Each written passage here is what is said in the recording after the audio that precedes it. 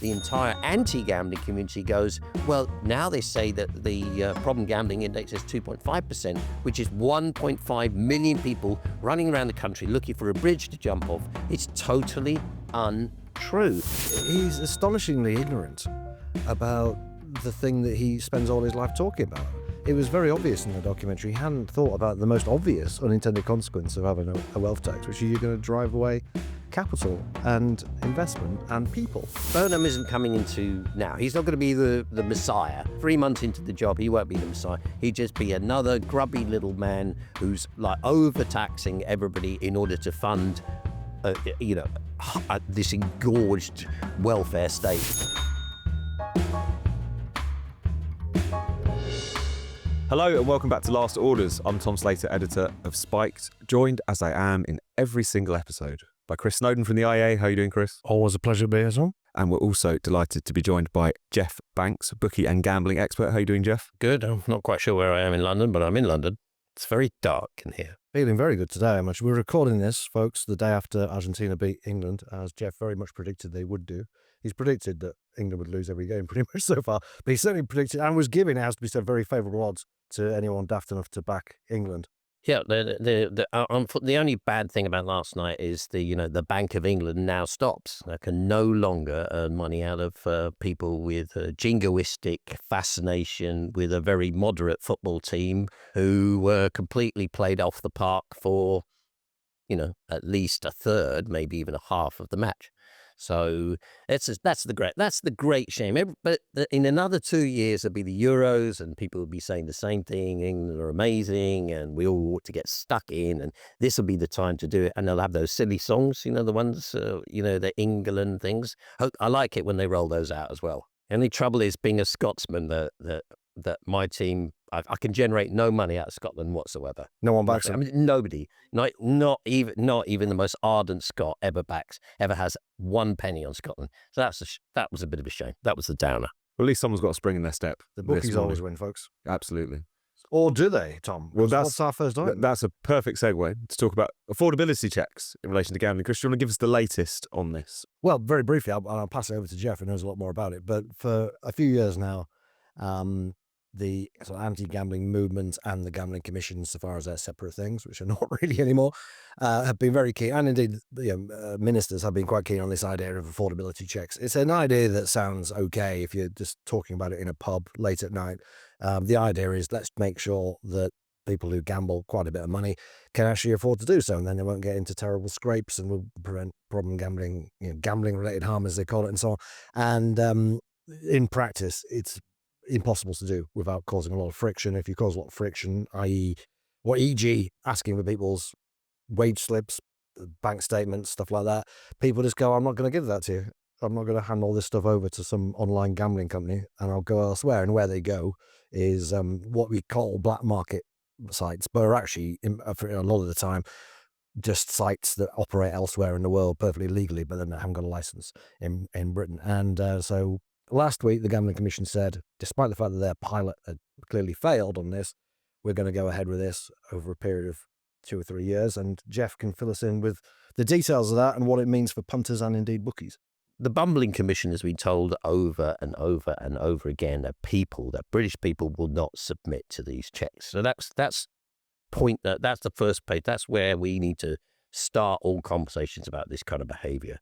The second point I make is that no affordability check whatsoever will impact the most vulnerable people. They're not going to fail an affordability check with a bookmaker and just go, oh, well, if they're of addictive personalities, oh, well, I'll just stop gambling. I'll just turn it up. That's the solution. The solution is I need to stop gambling. I need to go out and play cricket or something like that. That's not the way people behave. And when the world was normal, sensible people would argue that one needs to start with the premise of don't feed vulnerable people to the black market where things can go awfully wrong, as you can imagine, like maxing out your credit cards and all this kind of stuff, which we've all heard. And I'm not here to endlessly chat about the black market, but it is there. So you must start with a premise in any sensible regulation of saying we shouldn't send anybody in that direction. And if you start in that direction, if you work on that premise, then you're working in a normal world where you genuinely can argue that you care about people. But the truth is that the Gambling Commission and all of these activists are being pushed with all of their restrictive measures and don't do this and you can't spend that and you shouldn't be here. They know 100% that the net result of their behavior is to send people to the black market. Now, their intention is to just basically, they've been captured by some ridiculous idea, which was beautifully expostulated by Steve Donahue, who said what gambling is about these days, gambling activism about, is the public health approach to gambling, which basically argues that every time anybody has any kind of a bet, you just walk into a newsy agent and you say, I've got two quid in my pocket. I'm going to buy a little lottery ticket. No harm in that, presumably not for a normal person. But the gambling activism now, the public health approach says that purchasing that little lottery ticket represents a tiny packet of harm. No safe level of gambling. Exactly. And the totality of all the gambling that takes place, no matter how inconsequential or meaningless to people, or I'm just having a £5 on a horse in the Grand National, I never have another bet all year, still represents a little packet of harm. And the totality of that harm is some massive damaging thing that we need to basically, the only way they see as stopping this is by reducing the totality of gambling. That's where they have got to. But to be fair, they would say on this particular issue of affordability checks, we're not talking about people spending a couple of quid. We're talking about people spending maybe, what is it, £1,000 a month? Essentially, it's £30 a day. If you are net losing £30 a day, they're demanding checks of you. They're demanding your bank statements and that kind of thing.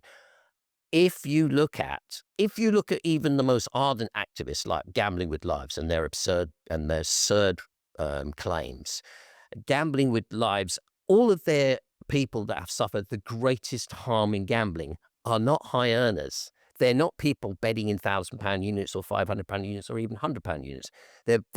They are often the very lowest earners in society, people who are genuinely struggling anyway. And usually there are a lot of other things that are affecting their life.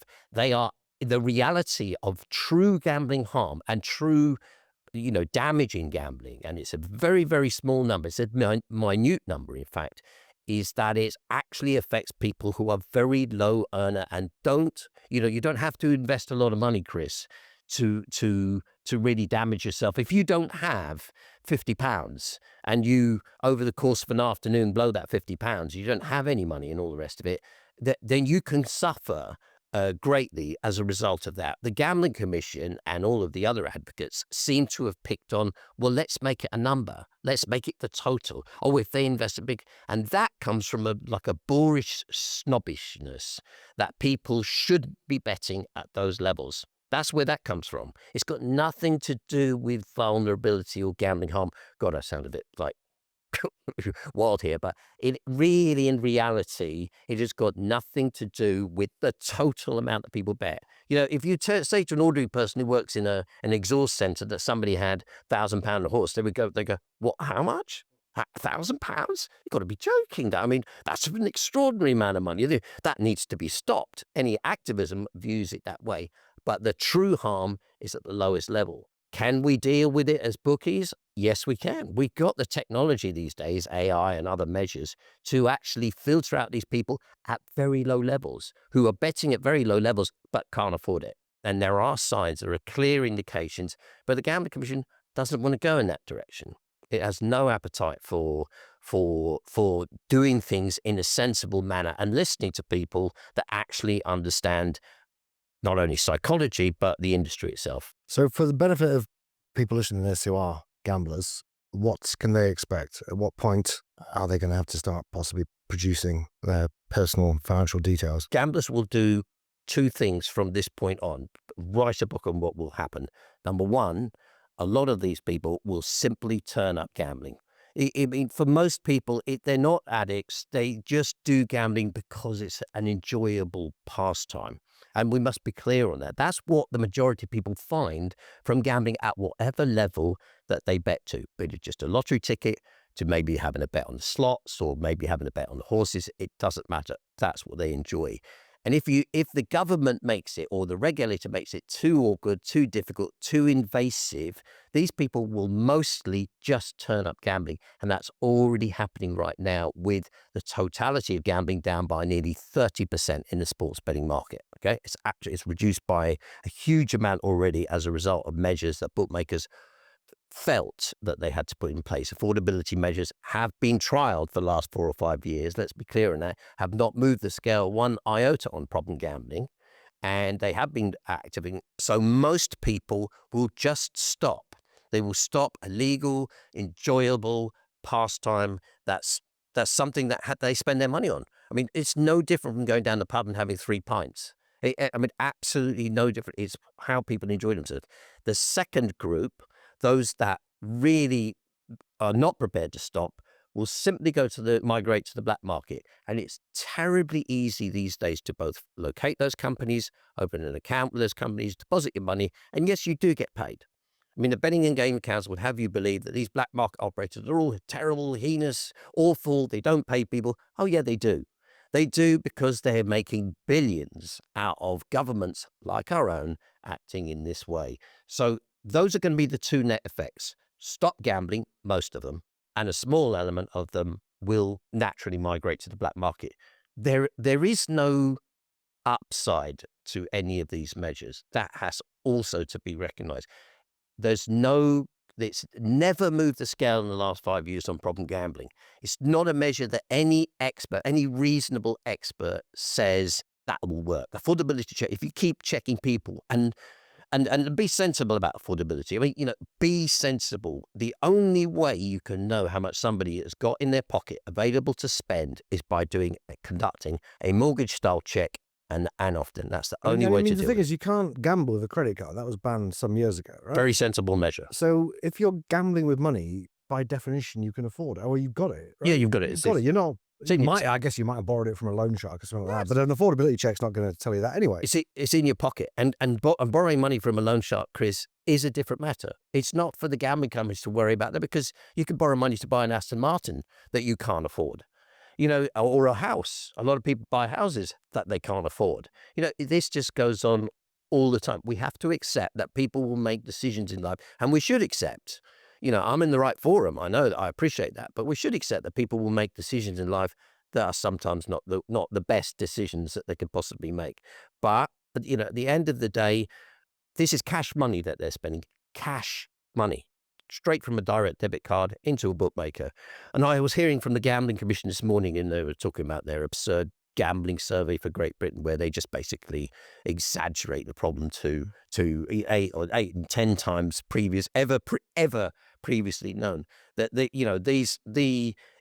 say that their methodology of their survey methodology hasn't resulted in any increase in problem gambling. It hasn't noted any increase, despite their survey advocating that problem gambling in the UK is 8 to 10 times worse than ever previously surveyed by gold standard surveys like the NHS and all the other surveys that have ever been conducted. It's gone from 0.4% to 2.5%. Yes. Purely because they've changed the survey. I should explain what this is. But No, this would be good, because this is something that they're constantly seemingly changing the methodology and inflating the problem of problem gambling. So do you want to walk us through this, Chris?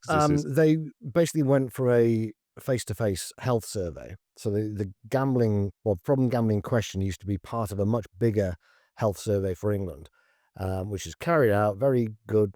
It's an official accredited statistic, and you would basically be invited to, you'd be asked randomly, would you like to take part in the health survey for England? It's about various health issues and so on, and lifestyle risk factors and so on. And about half the people asked would say yes to it. Someone would turn up at their door. There were ways of fighting social desirability bias and embarrassment and so on by they give them the thing and they could fill it out themselves, so they wouldn't have to do it in front of a wife or children or anything like that. So you get pretty accurate answers. And then the Gambling Commission 2 or 3 years ago, changed to an online version in which people would basically get an invitation, I think mainly by email, saying, would you like to take part in the Great British Gambling Survey? So straight away it was flagged up as being about gambling, not about being health, and they'd insert a question about gambling. It was explicitly about gambling. And only 20% or less of the people invited to do that actually accepted. So straight away, you've got 80% of your sample is just missing from it. And the 20% who did say yes were just more interested in gambling, right? Because if you're a gambler, especially probably if you're a prolific or problem gambler, you see, oh, something about gambling, brilliant, I love gambling. I'll take part in that. Whereas the moderate gamblers and I guess even the non-gamblers would go, what's the point? Not that interested. So you get people who are much more engaged in gambling than the average person, and that of course includes people who gamble a lot and would be classified as problem gamblers. And we know for a fact this is oversampling gamblers, because we know how many people play the pools, for example. Right? We know exactly how many people play the pools, but according to the Great British Gambling Survey, there's like twice as many play the pools than actually do. So you can prove this. It's demonstrable that this is not a representative sample of the country. And because of that, you get a problem gambling prevalence estimate of 2.5%, whereas every other survey that's ever been conducted in this country from different sources in different parts of Britain, for that matter, have always found it's round about 0.5%. It's absurd, isn't it, Chris, to think that you can have a survey, that somebody lands a survey in front of you and you don't gamble, that you would even bother to fill that out. It's surprising that so many people who don't gamble. What moron, what cretin thinks that is therefore going to be representative, and then they have the gall to extrapolate that around or allow it to be filtered out that this represents the entire population. I call it the "Have you ever" survey. We never see the questions, but we do know what the kind of things. Have you ever experienced moments of regret from your gambling? Have you ever experienced the consequences of your gambling? You know what? That's kind of like sort of saying, do you enjoy watching football? Yeah, I do. Have you ever experienced moments of regret from watching football? Yeah, I did. Like last night when I watched Harry Kane register another 0. These kind of questions are nonsensical, and yet they're weighted to make it to big up the problem. And why? The question is, why? There's a measure of addiction as well. Yeah, and it's not. It's not. Is this because you've chased your losses at some point, or spent more money than you meant to when you went to a casino? Doesn't mean you're addicted to gambling. You lose your money. Do. You lose your money, and you regret it. I can tell you, if you lose your money, I have days I wake up as a bookmaker. 2 nights ago, when Spain won and the whole world was backing Spain instead of France because it was a massive move for Spain, when I woke up in the morning, I experienced a moment of regret. So I probably moved the scale on problem gambling. But the reality of these all these surveys and these earnest people that I listen to, I listen to what they have to say in their forums this morning about the gambling survey. They're very earnest, these people, but it's nonsense. What they're doing is nonsense. What they're breaking down. Oh, well, people of ethnic measures. We find that people of ethnic age of between the ages of 18 and 25 have a slightly higher tendency to. I mean, where do they get all this stuff from? This is, if you're landed a survey and you do not participate in that activity, you're not going to fill it out. Apart from anything else, you're going to feel it's absurd for you to even begin to start a survey in which you do not participate in. And then the entire anti-gambling community goes, well, now they say that the problem gambling index is 2.5%, which is 1.5 million people running around the country looking for a bridge to jump off. It's totally untrue. And the Gambling Commission goes, we're not going to say anything about anybody that supports our gorgeous survey, The Guardian, the Derek Webb Club, all of the Social Market Foundation. Oh, the problem's much, much worse than ever previously thought, is because of the methodology. Now, I'm a bookmaker. I'm not an expert like Christopher on these kind of matters, or Dan Waugh, who's acknowledged the leading expert on gambling in the United Kingdom right now. They all collectively, all the experts that you hear, true unbiased experts, go, this is a nonsense. How are you basing policy on this? And of course, in the background, the Gambling Commission is going to the government, yeah, they can pay more tax. And not just a little bit more tax, a lot more tax. And what's happened since they announced that the gambling industry would be paying a lot more tax? Well, Flutter have departed the UK financial markets. Flutter, the biggest gambling company in the world, have just gone, right, we're out of London. There may be other factors involved, But essentially, they know it's a negative gambling environment. They're out. They've gone to New York. Entain have sold off various parts of their organization, European parts of their organization, and each of the big companies have reacted by pulling out of sponsors and everything else like that. And all the things that these large operators said would happen are happening in real time as a result of being landed with punitive tax measures. And if you're a punter out there and you think it doesn't affect you, it really does. Because all I see as a bookmaker, and we can do nothing about it because we have to do that, is our margins going up and up and up to pay for all of these extra regulatory and taxation costs, which means the return to the customer is much less than it's ever been before. There's nothing that it's, I'm sorry, but that is a natural effect of. So basically, consumers in the United Kingdom are getting a far worse deal than they would on the black market. Am I advertising for the black market? In effect, if this is all that the government and its regulators are embarked upon, well, yes, I am. I would say to you quite honestly, as an operator, as a UK operator, yeah, you are probably better off betting in the black market in the next few years. And while we're talking about tax measures which are having unintended consequences, should we talk about Gary Stevenson and his wealth tax plan? He has come a cropper a bit over the course of the past couple of weeks. He put out his documentary with Channel 4, How to Get Filthy Rich, which is essentially a long monologue in favour of a wealth tax. Interspersed backfired massively. It did, interspersed with some quite kind of shirty interviews with people who know a lot more than him. Dan Needle in particular, the tax lawyer, basically ripped him to shreds in his own programme. I was quite surprised to see that go out in full. Chris, I know you wrote about this. Do you want to walk us through Gary Stevenson getting his arse handed to him on his own show? Yeah, well, you've written about it as well, haven't you? Everyone's been writing about it. I think it would be rude not to, A lot of us tried to ignore him for a very long time. And it was only when he was doing the media rounds for his documentary and then put the documentary out, I think everyone collectively just thought, I've had enough of this now. I'm just going to say what I think about Gary Stevenson. I mean, he's astonishingly ignorant about the thing that he spends all his life talking about. It was very obvious in the documentary. He hadn't thought about the most obvious unintended consequence of having a wealth tax, which is you're going to drive away capital and investment and people. And Dan Needle got a lot of credit for kind of owning him, but Needle wasn't saying anything lots of other people haven't been saying for a long time. It's just that Dan Needle is left wing, and therefore you can take his opinion seriously. Apparently, he's also, to be fair to him, obviously a tax expert, but there's lots of people who aren't officially tax experts who've been making the very obvious points about the wealth tax that he made. So yeah, it's interesting that he got owned by his own documentary. I realized the other day what it was that annoyed me about him so much. He's basically Jamie Oliver. He is basically Jamie Oliver. He is very earnest about a very stupid tax policy. In Oliver's case, obviously, it was a sugar tax. He cries in his own documentaries in a very performative way. You remember when Jamie Oliver went to America and they all laughed at him and he started crying on a beach? Brilliant. I've watched that so many times. The funny one thing about the Gary Stevenson tears is that it wasn't in response to someone talking about how terrible they've got it at the moment, cost of living. It was a doctor reading off diminished NHS capacity was the thing that kind of pushed him emotionally over the edge, which is a bit odd. But anyway, stories interesting. And the media love him and give him a really easy ride. So he's very much like Jamie Oliver, who obviously I dislike, and I dislike Stevenson for similar reasons. He's just, in my view, he's using up a lot of media bandwidth with a stupid idea, which isn't going to happen. Harold Wilson was going to do a wealth tax in the 1970s, but even that Labour government looked at it and went, this isn't worth the effort.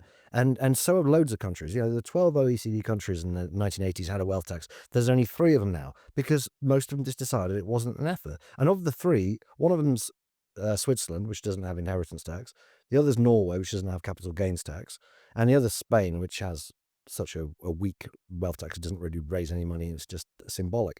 So this is an idea that has been tried and hasn't been pursued, not because governments have all become neoliberal, bootlickers of billionaires, just because it's really impractical. It has terrible distortionary effects that drive away investment and ultimately harm the economy. It's incredibly bureaucratic. If you think about it, you've got to work out how much wealth people have. Squirreled away in all kinds of places, doing it annually as well, The which Sunday is what Times he's tries advocating. to do this every year, right? Why is it not called an exit tax? Isn't that, Well, they isn't wanna that, have isn't an that more exit tax accurate as well. to call it Yeah. an exit tax? So for every millionaire that leaves the country, you charge them an exit tax. I mean, I think that would be a much better idea than That's an a awful wealth tax. Let's awful just be idea as honest well. what it is. You It's, can- you're on the way out, let's tax them. Well, that has been proposed as well, sort of alongside the wealth tax. And the trouble is, even when people talk about this, even when it's suggested by someone like Andy Burnham, people start packing their bags.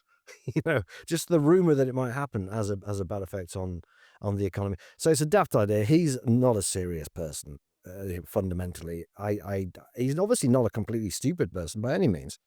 In some respects, he's quite a clever person, but I can't understand why he can't see the obvious flaws that people have been pointing out for decades about this daft idea. No, and it's one of those things we survived off of a kind of phony credentialism for a while. He was the sort Yeah. of left's pet former City trader, although a lot of the claims that he made about just how successful he was at Citibank, I think he claimed to be their top trader the world over at one point, which none of his colleagues can recall. There was a very good piece in the But Financial even if Times it's about true, left-wingers normally say of City traders that they just got lucky. They're a bunch of white boys that Yeah, can't not make money in that kind of business. But with him, it's like, oh, he made money in the City. He must be a genius. Yeah, exactly. It's that plus the sort of faux authenticity of being working class from East London, even though in his politics and general presentation, he's unlike any white working class person you could ever really encounter. Yeah, So and his all of that is parents cool. didn't seem like him at all. They seemed quite nice and But aren't- well-spoken. No Yeah. black scent, no. So what? No black scent to be detected there. But I mean, sorry, Jack. aren't we in the punishment culture these days? I mean, it seems to me that there's just this it doesn't have to work. Things like VAT on schools and this kind of stuff, which clearly generate a lot less money than it costs. It doesn't matter if it works or not to these people, in my view. It simply doesn't matter. It's all about punishing anybody that's dared to have any success in life and all the rest of it. And then, of course, they perpetuate the myth with, oh, don't worry, if they leave, everything will be all right anyway. Well, they say good riddance. Yeah, good riddance. It goes very quickly from they're not going to leave to, well, good riddance to them. They're not real patriots. Yeah. So I think a lot of the things, it's about punishing people. There's this incredible victim culture. They're handing out welfare like confetti. And Burnham isn't coming into now. He's not going to be the Messiah. 3 months into the job, he won't be the Messiah. He'd just be another grubby little man who's like overtaxing everybody in order to, the 8 million that do contribute to the economy. He's going to be overtaxing them in order to fund this engorged welfare state that they've got right now. And I don't feel very well. I feel a bit dizzy sometimes, doctor. That's fine. We can get some money for that. And which is what is happening. It's growing, as Badnock said yesterday, by 3,000 people a day. I mean, that's the most extraordinary number. 3,000 more people on welfare every day. No, and yet they still seem to be carrying on down this road. I think it was sort of a reminder that even though Corbyn was defeated in 2019, the sort of long Corbyn period is very much in place. You see it with Zach Polanski. You see it Bloody with Gary Polanski is the Stevenson. worst one for this reintroducing terrible economic policies into the mainstream. Rent controls he's banging on about as well. Just the most discredited economic policies you can imagine. And it's not even like an ideological thing being against these. Exactly. It's just things that don't a work. practical matter. Yeah. Like left-wing people like Dan Needle say they don't work. Every economist says rent controls don't work. Polanski, they go, we have rent controls. It's because it feels good. That is basically all it boils down to. Like But it all of shouldn't these do. It should policies are be like a giant embarrassing. virtue signal, but for all of the reasons that we talked about. But it is infuriating. Do you know what else is infuriating, Chris? What? Crackdown on KFC. Do you want to tell us about this? What was this? The Health Select Committee are angry about where KFCs are opening up in relation. Is this the beans on the menu, or which part of the menu is it that they don't particularly like at KFC? I dare say it's the fried chicken primarily. It's the fried but, chicken. So nevertheless, I just hadn't seen exactly. It's not the corn on the cob. absurdity. Yeah, Yeah, this chips is are a lot better these days. This is the Health and Social Care Committee, which is chaired by Layla Moran of the Lib Dems, Another towering political figure. friend of the pod. Yeah, they just added their voice basically to a chorus of people saying the same old stuff. This thing about banning fast food outlets from near schools, by which you usually mean 400 meters, which is actually not that near. In fact, if you live more than 400 meters from somewhere that sells fresh fruit, you live in a food desert in this country. It's really not very far to walk, is it? But What about pubs? Are we moving them further away from schools? it's It's the same. It's sort of I in the don't know how same many vein, there are isn't left. it? Yeah. Well, you certainly, the idea is you can't open new kebab shops, new fish and chip shops. So it's great for the incumbent kebab and fish shop industry. And a lot of this is spite because KFC keep fighting local councils when idiot local councils say we don't want the KFC in the area. It's like, well, we're opening it up because people do want it. We think there might be latent demand here, actually. And if people don't want it, then that's our loss, isn't it? But we're going to open this thing. And so they take these councils to court because what the councils are doing is actually illegal. And lay them around, and these people don't like that, so they want to close whatever so-called loophole it is that stops these little pocket Hitlers in local councils from stopping chip shops from opening up. So yeah, they just did their report. The whole thing, it was the usual kangaroo court select committee. They had like Chris Van Tulica and Give Evans. They had some of these youth activists, so-called, from Bite Back, which is one of Jamie Oliver's front groups, giving so-called evidence. It was a farce. And it was always obvious what they're going to say. But they came out and said, we want to ban these places from opening up near schools. We want to stop the food industry from having any involvement in food policy, which is quite a severe thing to do. It's very much copying the anti-tobacco movement. So the tobacco industry aren't supposed to have any involvement in policy. Legally, under a legally binding UN treaty, they're not allowed to speak to politicians about public health policy, so they want the food industry to go the same way. Will this be a wake-up call for the food industry to finally, defend their interests? Now they're literally being treated like tobacco? Probably not. And there's a few other things in there, in extending the food advertising ban, which only came in January, but they say that's not going far enough. We need to include billboards and bus stops and all this kind of stuff. So it's the usual slippery slope stuff. The only thing I found vaguely interesting about it was how it was such a textbook example of the public health playbook. The way they presented it to the media, the way they launched it, it was all about we need to stand up to the food industry. Politicians need to be brave and bold. The same old cliches we hear all the time, flattering politicians into thinking that the paper tiger of the food industry is something to take on, and you would be heroic in taking these people on who've just laid down at every stage, as far as I can see, been mistreated worse than any of their equivalents anywhere in the world. We've got more anti-obesity legislation than anywhere in the world. No one's got an advertising ban. It's draconian. There's 80. We're up to 80 councils now who are seeking to ban it or actively banning gambling advertising from their, So yeah. you wonder who will be in their world in 10 years' time. Who will be allowed to advertise? What exactly is it? Just Rolex? Is Rolex okay? Where does all this kind of behavior? Where do they draw the line? It's going to knacker snooker, which is what I care about. Snooker. All these sports, snooker, darts, cricket, the ECB this week. What a joke they are. We're going to ban gambling advertising. Oh, not this year because we've got no money. We've got several teams who are absolutely potless. So we're going to take William Hill's money or Ladbrokes. We're going to take their money for this year. But next year, don't worry. We're going to slag them off at the same time. Yeah. William Hill basically bailed out is it women's cricket? Or? Yeah. And Scottish football, all this kind of thing. Yeah. They're bailing them out. They're helping them out. They haven't got a sponsor. Their previous sponsor, I think, was KP Nuts, which would be banned if these public health people got their way as well. They're okay with McDonald's, the ECB, and they're okay with Stella Artois and all these sort of things. No, they're all fine. They're not bad at all. So they took William Hill's money and then basically slagged off the gambling industry. Say, well, we've had to do this 1 year, but we won't be doing it again. And gambling's awful.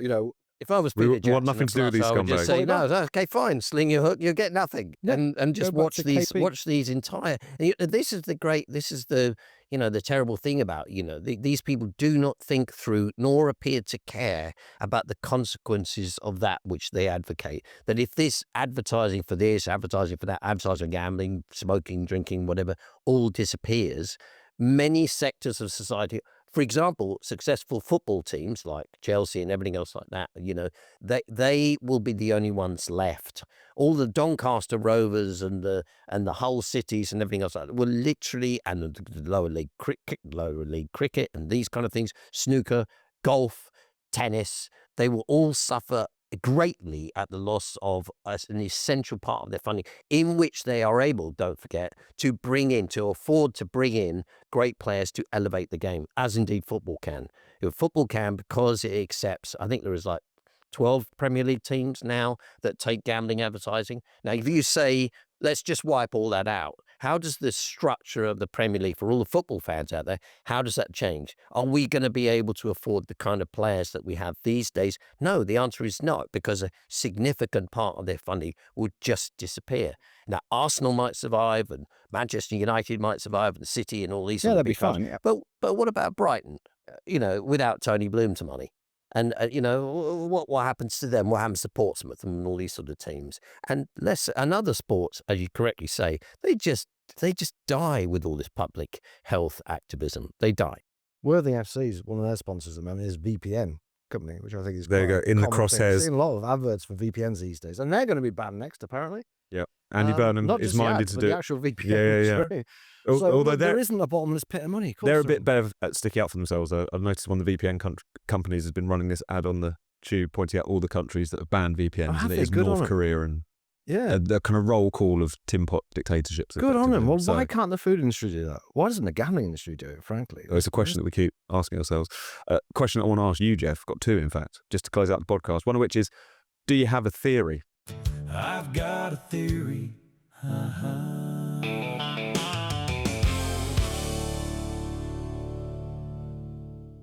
Chris has had various ones over the years. The one that always sticks in all mind. house fires are arson. That's the one that always sticks in mind. All house fires are arson because of the decline of smoking and the domestic chip pans. chip pan. Yeah, there we go. But do you have a theory? No, I'm genuinely worried. I think maybe half of British society is probably packing their bags right now. For me, you were talking about banning orders that we should have. I mean, I was at the airport the other day, and there was this large lump in front of me on the travelator who just basically refused to move. So now you've got like 20, 30 people backed up on the travelator, this moving travelator, because this large person couldn't be bothered to walk even slowly along the travelator. I would be banning them. Now we jump straight to the ban. You haven't got a theory, but you got a ban. That's good. You are a dictator. So that's the kind of thing that Imagine, even worse than that, Jeff, somebody stood on a travelator with a large wheelie suitcase by them, so you can't even get past. I mean, as a theory, if I was president of United Kingdom, the victim culture would be outlawed overnight. I mean, overnight. There would be no more sob stories, no more, it's not my fault. I only worked for 2 hours today. Why have I not got as much money as the guy that runs Phones for You? The whole culture is a massive negative, a massive drawback on the country, on where we're going. So that kind of thing. If I was president of the country, all this victim culture stuff, which includes the Gambling Commission, treating the whole world as vulnerable, we're all children, we're all incapable, dribbling idiots, jumping off bridges, that would all end. With tremendous efficiency, we've collapsed together the ban and the theory section, so that's perfect. Thank you, Geoff. Thank you, Chris. Don't ban gambling ads. Move quickly on that travelator, and we'll see you in 2 weeks. I hope you enjoyed this episode of Last Orders. If you're watching this on YouTube, make sure you subscribe and click the bell so you never miss another spiked video. If you're listening to this on your podcast app, make sure you subscribe there and give us a glowing 5-star review.